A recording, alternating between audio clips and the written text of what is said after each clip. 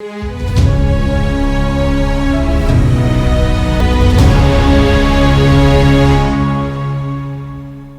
दोस्तों, राजनीति की बातों में एक बार फिर से आपका स्वागत है। मैं हूं आपका दोस्त धर्मेंद्र कुमार। दोस्तों, एक बहुत ही अच्छी किताब है politics of Chaudhar, doctor Satish Tyagi ji की लिखी हुई, और उस किताब के जो प्रमुख अंश हैं जो बहुत ही महत्वपूर्ण हैं, उन पर हम इस सीरीज में पॉलिटिक्स ऑफ चौधर में बातचीत कर रहे हैं। और इस वीडियो में हम 1857 की गदर की कहानी में आज जो रोहतक है उस पर फोकस करेंगे कि रोहतक के जो वीर हैं उन्होंने अंग्रेजों के साथ आज़ादी की किस तरह की जंग को लड़ा था, और इसमें रोहतक की उन घटनाओं को भी जानेंगे जो आज़ादी की इस लड़ाई के दौरान एक दूसरे की जान के दुश्मन भी बन गए थे। ये बहुत ही अलग सी बात आप भी जानेंगे कि ऐसा हो सकता है, हरियाणा में हुआ था।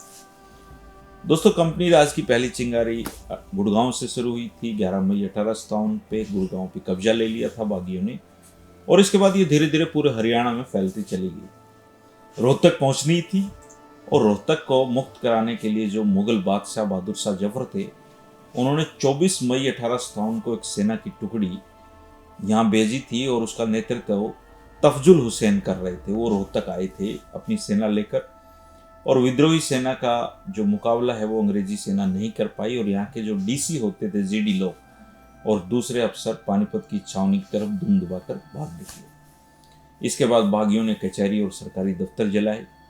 किसानों, दस्तकारों और शहरी महाजनों पर भी अपना गुस्सा जमकर निकाला, उनको लूटा, और कैदी भी सारे छुड़ा लिए गए।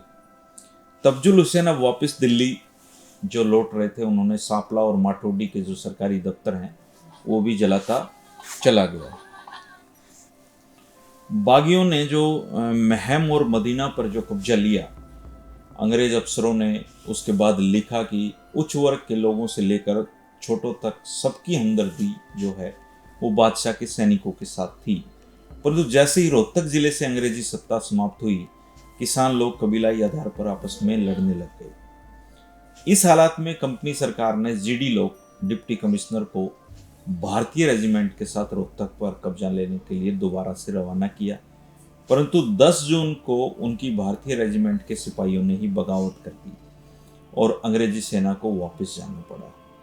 इस तरह की घटनाक्रम रोहतक क्षेत्र में बहुत तेजी से बदल रहा था। अंग्रेजों के हाथ में बात नहीं रही थी, काबू पाना मुश्किल होता जा रहा था। एक बार फिर कंपनी सरकार ने 8 अगस्त को रोहतक पर कब्जा जमाने की कोशिश की, और ब्रिगेडियर जो निकलसन होते थे, उन्होंने रोहतक पर हमला बोला था, और लड़ाई में अनेक अंग्रेजी सैनिक मारे गए थे। और किले के अंदर जो बारूद की फैक्ट्री थी उसमें अचानक से विस्फोट हुआ, और जो 500 हमारे जो बागी थे लड़ाई लड़ने वाले, वो शहीद हो गए थे। उन दिनों जो बाबर खां थे, रांगड़ थे, वो रोहतक में बागियों का जो नेतृत्व था वो उनके हाथ में था।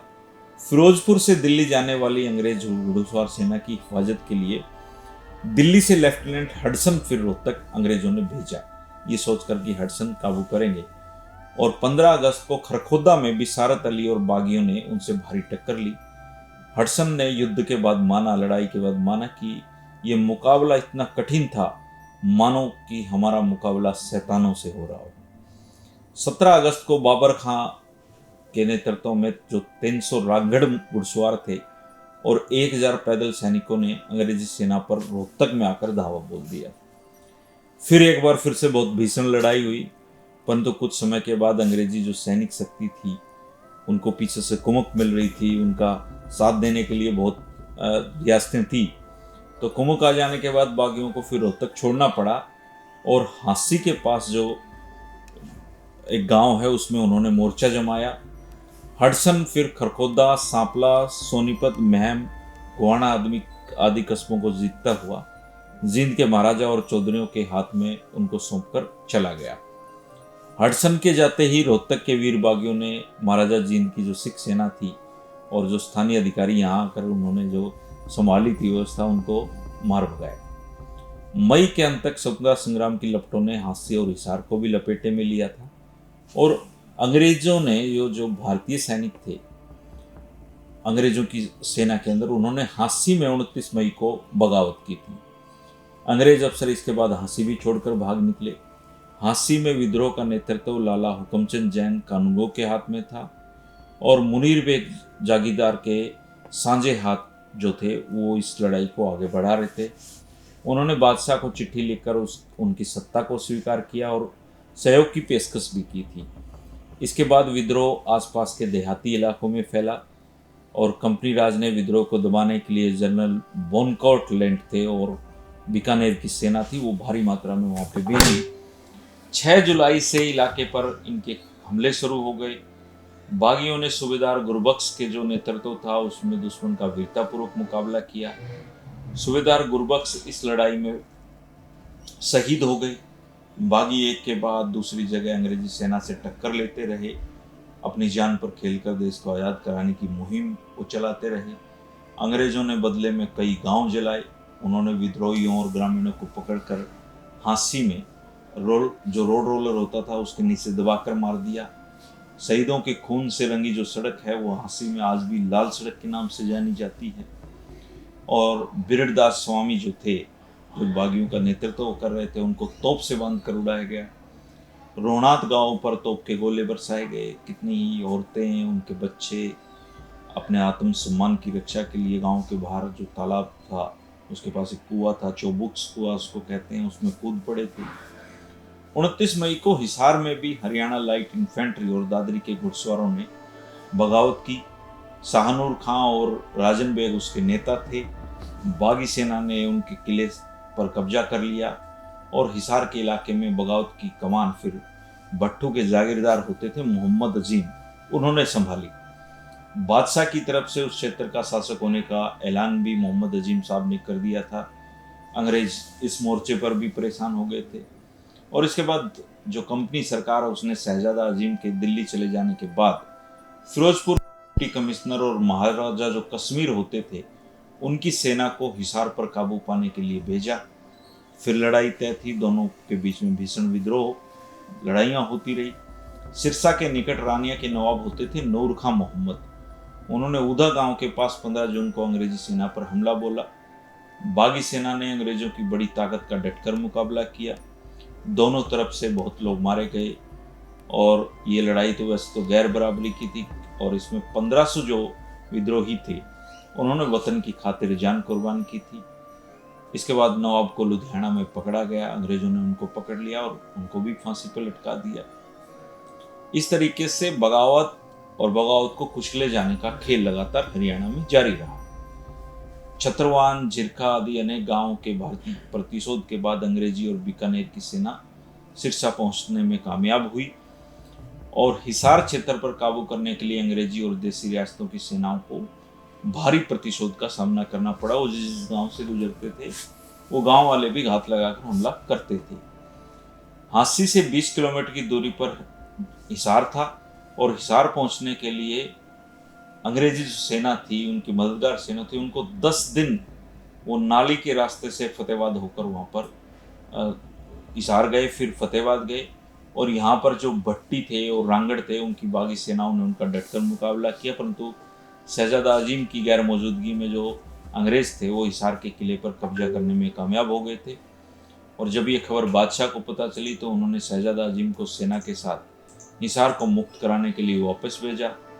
शहजादा जो अजीम थे वो भारी हमले के बावजूद किले को मुक्त नहीं करवा पाया और उनके 300 सैनिक इस लड़ाई में शहीद हो गए थे।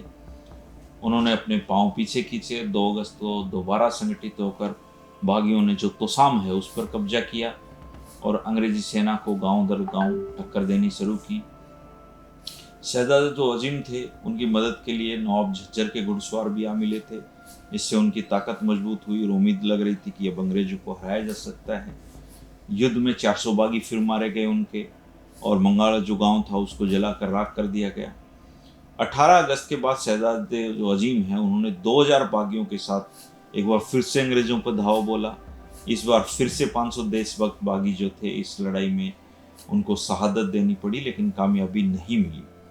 इसके बाद 30 सितंबर को शहजादा अजीम ने जमालपुर गांव में अंग्रेजी और जो बीकानेर की सेना है उसका डटकर मुकाबला किया, परंतु हालात बदल चुके थे। शहजादा अजीम के जो आदमी थे वो धीरे धीरे करके मारे जा चुके थे। उनको हिसार छोड़कर नारनौल के पास वो फिर जाकर राव तुलाराम जी से मिले और फिर 16 नवंबर को नसीबपुर के मैदान में देश को मुक्त कराने के लिए आखिरी लड़ाई लड़ी गई। हिसार में 133 देशभक्तों को उस समय अंग्रेजों ने फांसी पर लटका दिया था।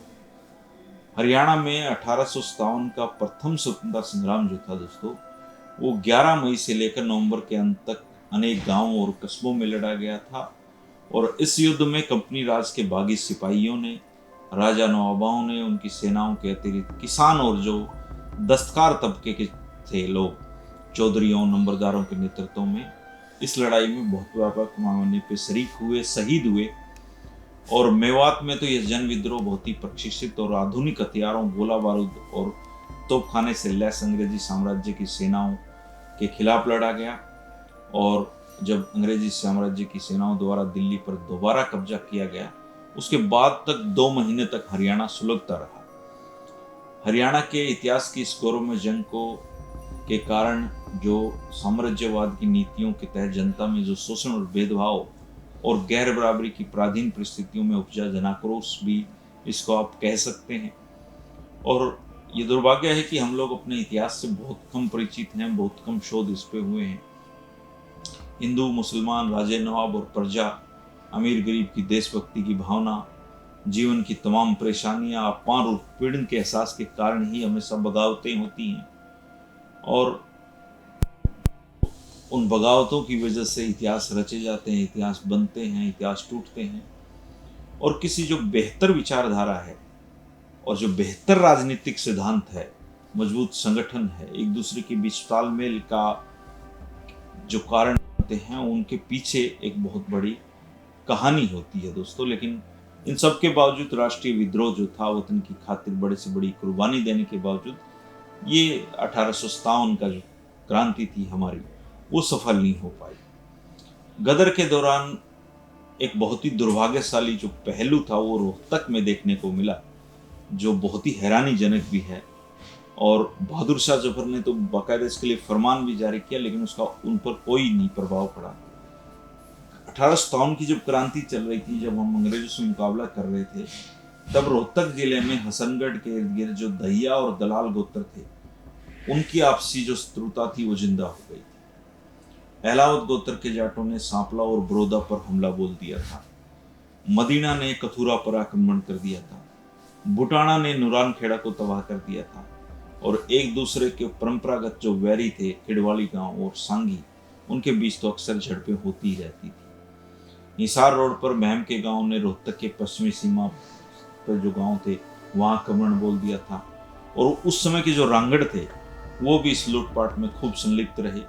3 महीनों तक ये सिलसिला चलता रहा। लेकिन हिंसक झगड़ों के भी अपने नियमित कायदे कानून होते हैं।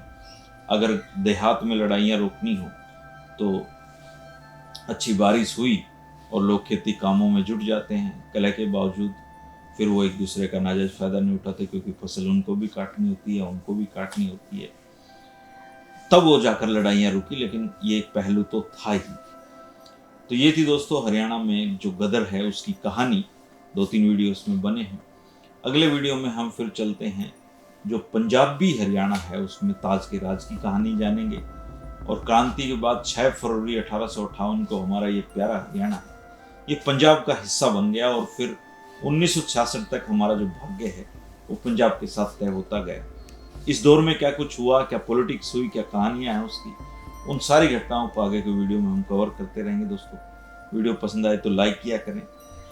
अगर कोई सुझाव देना है तो आप कमेंट जरूर किया करें। ये वीडियो पॉलिटिकल जो इंटरेस्ट रखते हैं उन लोगों के काम का तो है ही।